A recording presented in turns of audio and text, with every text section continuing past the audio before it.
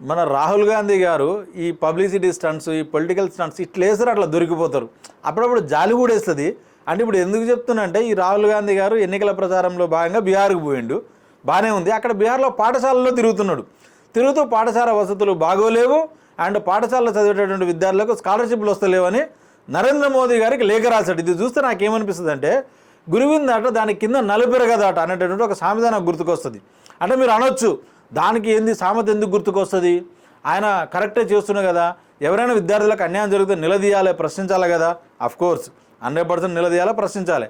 కానీ మరి అదే రాహుల్ గాంధీ గారి నాయకత్వంలో నడిచేటటువంటి కాంగ్రెస్ పార్టీ ఈ తెలంగాణలో అధికారంలో ఉంది.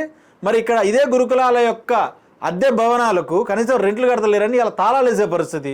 మరి ఏంది, దాని గురించి ఎవరు పట్టించుకోవాలి? ఇదే గురుకులాల్లో రేవంత్ రెడ్డి అధికారంలోకి వచ్చినాక, కాంగ్రెస్ అధికారంలోకి వచ్చినాక 1 సంవత్సర కాలంలో దాదాపు 50 మంది చనిపోయినటువంటి పరిస్థితి. మరి దీని గురించి ఎవరు మాట్లాడాలి? ఇలా భోజనాల్లో అంటే ఎలకలు వచ్చుడు, పాము గరిచి పిల్లలు సరిపోవుడు, షార్ట్ సర్క్యూట్ అవ్వడు, ఫుడ్ పాయిజన్ అవ్వడు, మరి ఇన్ని జరుగుతున్నాయి గురుకులాల్లో. మరి దీని గురించి ఎవరు మాట్లాడాలి?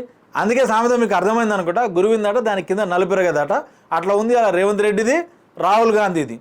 అంటే వీళ్ళు అధికారంలో లేని చోటనేమో మనం నిలదీయాలి, అధికారంలో ఉన్న చోట మాత్రం అన్ని మూసుకొని ఉండాలి. ఈ కాంగ్రెస్ యొక్క ద్వంద్వ వైఖరి వీళ్ళు ప్రజలకు అర్థం కాదని అనుకుంటున్నారు. ఈ రకంగా ముసలి కన్నీరు కార్సే ప్రజలు గుర్తించారని అనుకుంటున్నారు. కానీ ప్రజలకు అన్నీ తెలుసు, గుర్తుపెట్టుకో. అందుకే ప్రజలు అంటున్నారు, కాంగ్రెస్ హటావ్ దేశ్ బచావ్, జై తెలంగాణ.